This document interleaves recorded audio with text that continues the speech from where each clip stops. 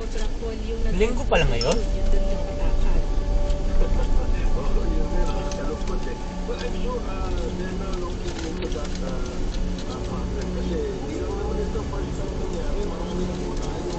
Ito pala yun, mga presidente, tomboy.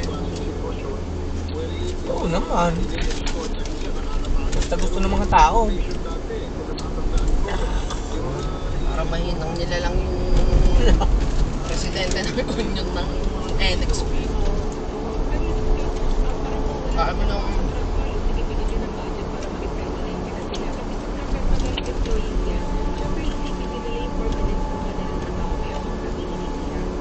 dapat yung presidente nagpakulong din. Pati kasama na sa labas. Eh, ano yata siya eh. Sinibak na. Ah, sinibak na? Oo, yung top 4.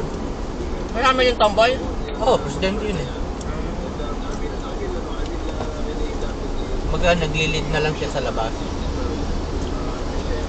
Kaya nga pinababalik eh, di ba? Pero, buhay yung presidente. Maamokat di magtrabaho yun. Walang yamo pala ang laki na kinakal ko sa empleyado. Turan. Diba? Milyon sa isang punyon. Kaya yung iba, yung pumapatay, yung vice presidente din eh. Sa ibang company.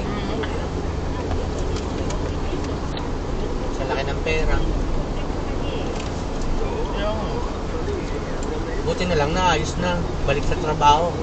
kaya lang, 17 pa rin. Correct. Dahil nung pag-welcome nila, wala din pala. Kaya ako lang, ikaw na lang ha. Mamaya na lang pag uminom ka. May straw, wala.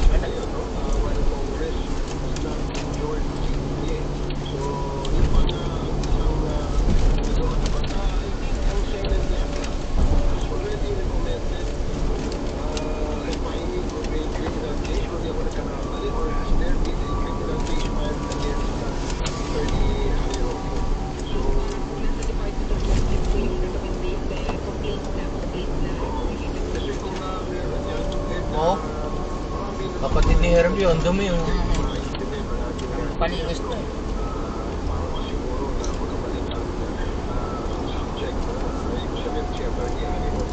Ngayon po, hindi pa police station yung court order ng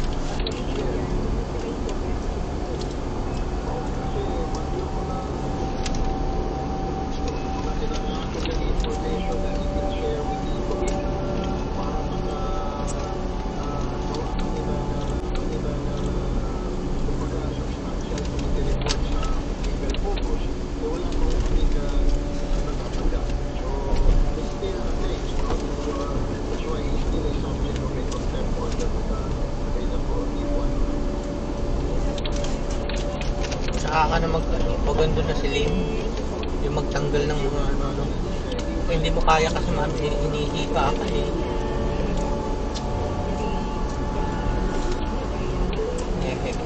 Lapit naman na, bakasyon.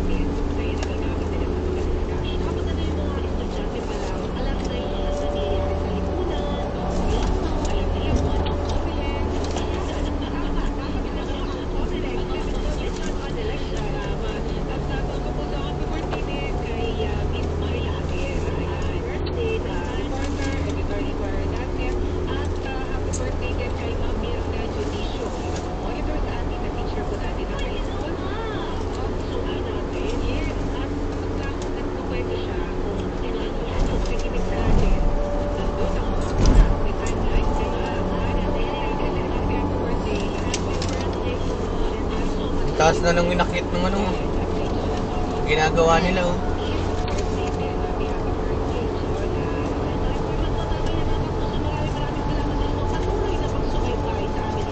Galing oh. Galing oh. Tinapis na Mio no. Grabe oh.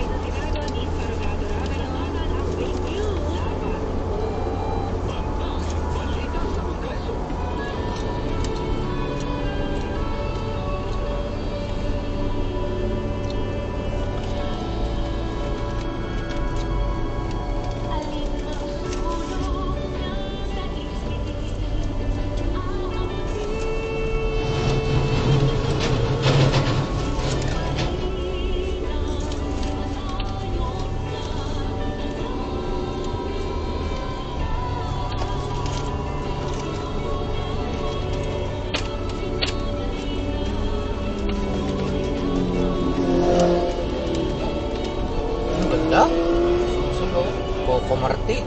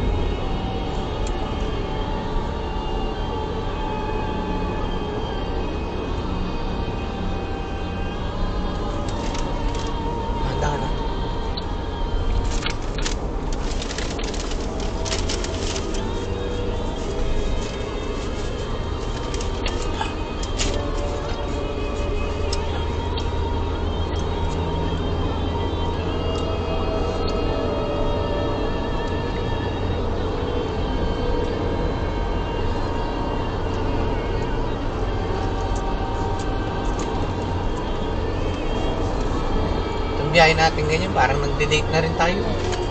Eh, Luis Manzano, sa safe mga panya. Nanay niya, sure. Siya, hindi. Malakas siyang kalaban eh. Siyempre, dadalhin natin nun. Sana, manalo. Pati po yung yung isang anak ni kapatid. Si, yun? Ralph. Yung kapatid niya. Oo, anak kay Ralph Recto. Si Ryan. Ryan Recto, congressman naman yan. Galing mo. Talagang inanunan nila eh. Mami, ayun yung Pabicol. Yan, yung tulay na yan. Yung 5 hours na lang. Yan yan, may kinalaman yan dyan. Paputang ina mo, legs. Eh, big part naman.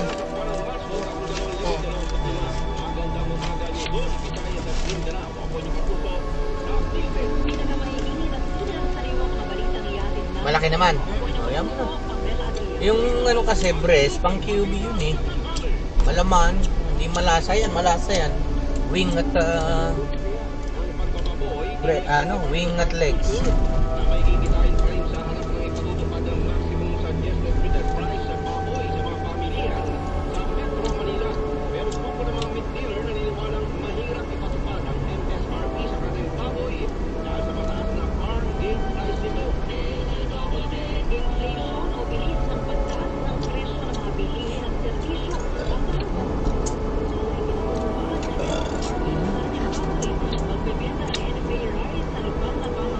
Lagi kasama si Jesse Monjola. Siyempre, panghatak yun eh. Panghatak sa mga botante yun eh. Artista yun. Sexy pa.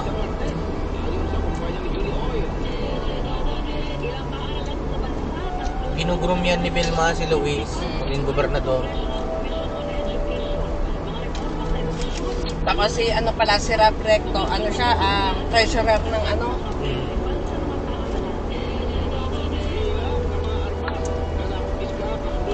kaya hindi na natakbo. Talino yun. Babayero lang. Yun ang si Rap?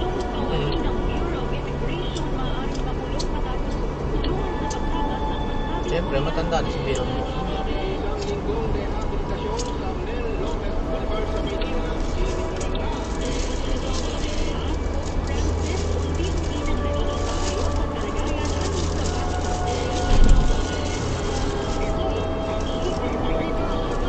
Sumadali.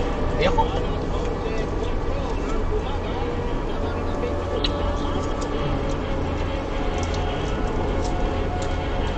Masarap yung sinigang mo.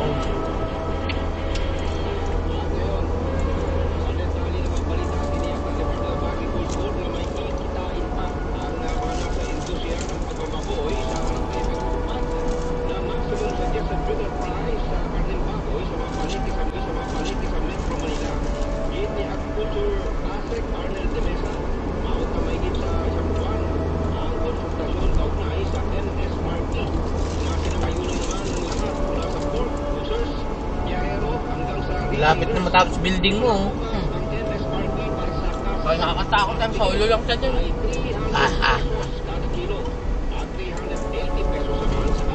May kondo. Yan. May maximum suggested price o MSP na 300 pesos kada kilo. Asahan ang pag-iikot ng DA bukas sa mga palengke, katuwang naman ng pulisya at lokal na pamahalaan para tingnan kung nasusunod ang MSRP na manatitinda ng karneng baboy.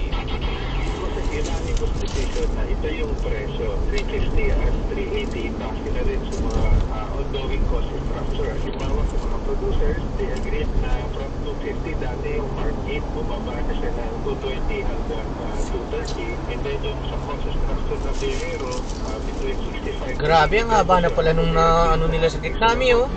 Nako, lalong luluwag pag ito'y natapos. Tama lang na iwan muna natin kay ano yung ano, susi. Para yung halaman, paano yung kupat. Gutom na musilit na kalaman.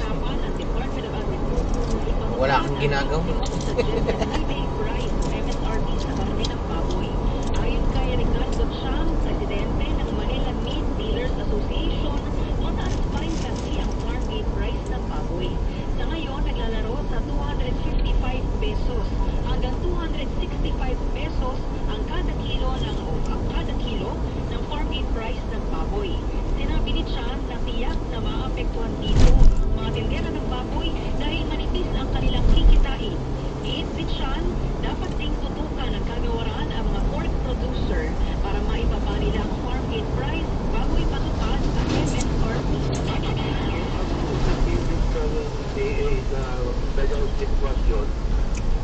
Ang kawan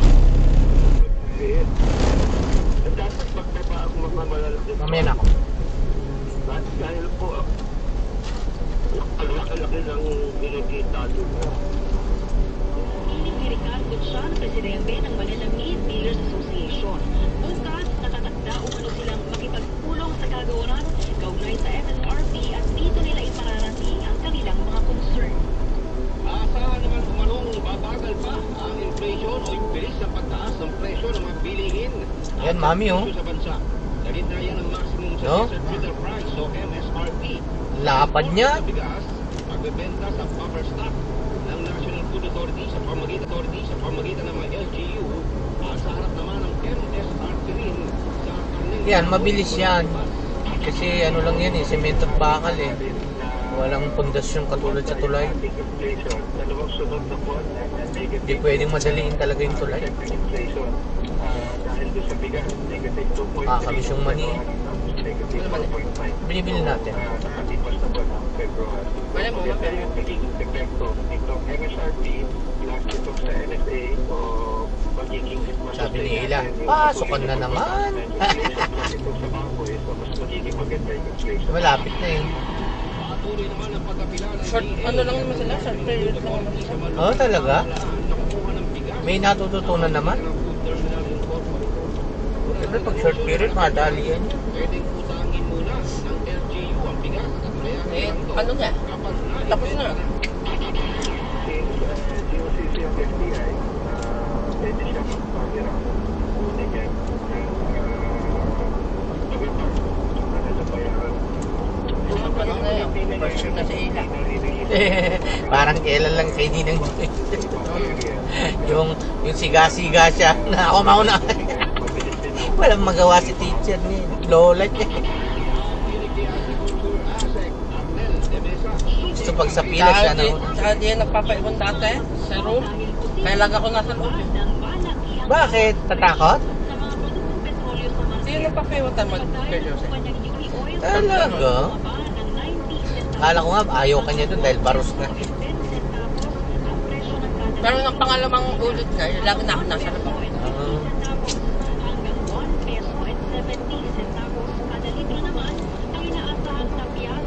Parang may natawag. Sa'yo?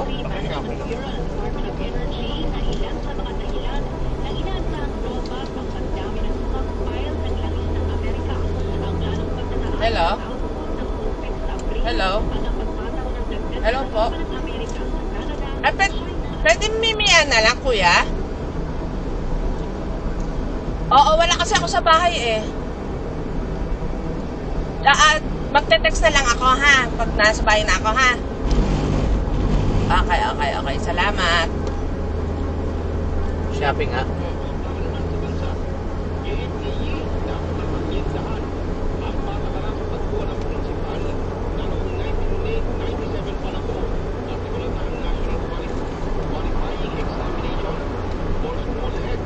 Ano pa naman sinugo?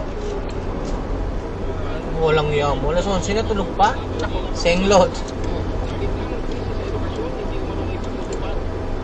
Iluga, pag nalalasing, dire-diretso bunganga.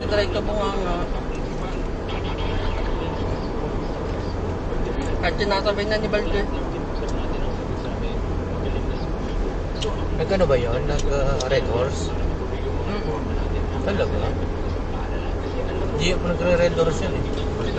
Sa Luga. Ang taas pa magtagay ni Baldo, kaya Oo nga. lang rock. Sabi ni Luga, ang taas mo max magtagay. Kaya nga, mas gusto ko ikaw nagtatagay. Natatawa ako eh. Kaya sakit Nasuso sa ka ulo na eh. eh. Hindi, tsaka sakit sa ulo sa umaga. Ang taas magtagay. Kaya nga, sabi, para kasi Tino eh. Ayaw niya ng chill-chill lang. Yung kalahati lang, gano'n. Gusto Hindi, nila gusto lang siya. Hindi, kung may pasok kinabukasan, pwede yun, mapapadali. Wala naman pasok ng linggo.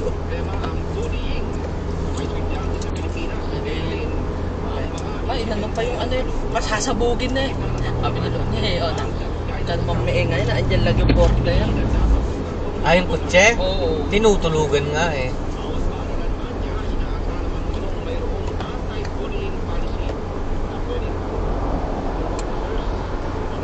Dami ng wala nagtatanong ngayon ng upahan. Wala, tapos na December eh. San Miguel na lang, Toyota, gano'n. Buti nga yung isa eh. At di na uwi eh. Diretso pa din. Ano?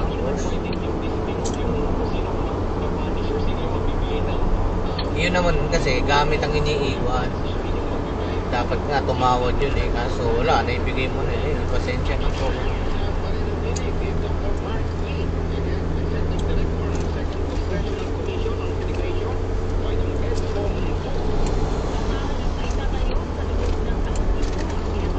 Sarap. Umubusin na.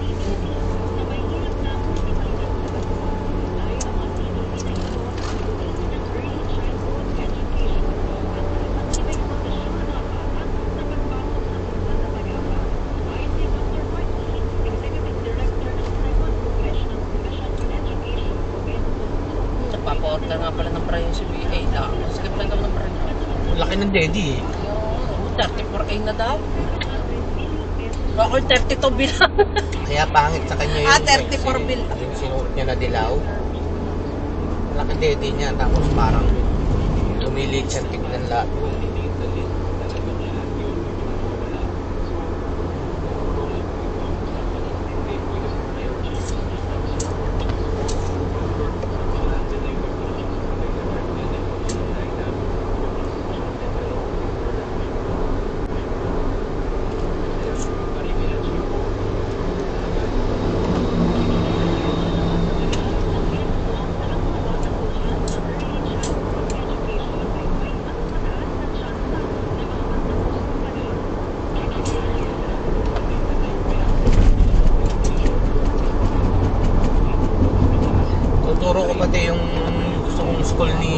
BSU.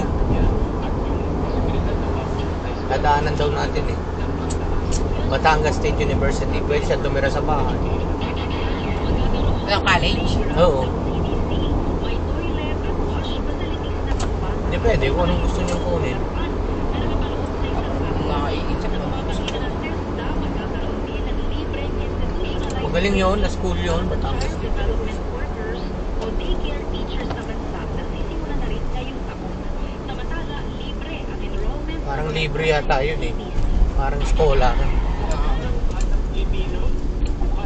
Bukas ang mga child development centers natin. Ang maganda po dito pa, May bahay pa meron din siya. tayong supplementary feeding program ng DSWD. So pag na-check po na yung timbang natin hindi akma sa edad, may feeding program din i-roll out ng DSWD sa mga child development centers na to. Kaya po napakahalaga niyan bilang isang hub po siya para sa Tanggalin mo. pagkatuto, pero pati sa nutrition. Balik mo ng maayos. Doon din po kasi nangyayari yun sa loob ng CPC. Tinig ni Dr. Mark Yee, Executive Director ng 2nd Congressional Commission on Education o EDCOM2. Kayo'y nakikinig sa Super Balita sa Tanghali. Sinimulan na ng Department of Public Works and Highways, North Manila District Engineering Office, ang isang linggong rehabilitasyon sa Men Lopez. Let's get started. Drive safely. Hawakan mo. In 100 meters, Kahapon ng turn left. tanghali at ay inaasahan namang matatapos sa March 15. Turn left on Saklang ng mga Balboa aktibidad Overpass. sa rehabilitasyon ng 50 linear meters ng northbound lane sa pagitan ng Pitat Bridge at Maranya Bridge na nangangailangan ng partial lane closure. Pinapayuan ng mga Meron yan. motorista sa pagkarga ng trapiko sa lugar at dumaan sa alternatibong ruta sa Pitat Street, Rodriguez Street at Roch Lopez Boulevard. In 1 kilometer, turn left on Fort Jose Pilao Rail Highway. Brigade ang nag-move. Yung mga pinapa-turn left tayo. Layunin itong isulat Di ba right lagi tayo? Subukan lang natin.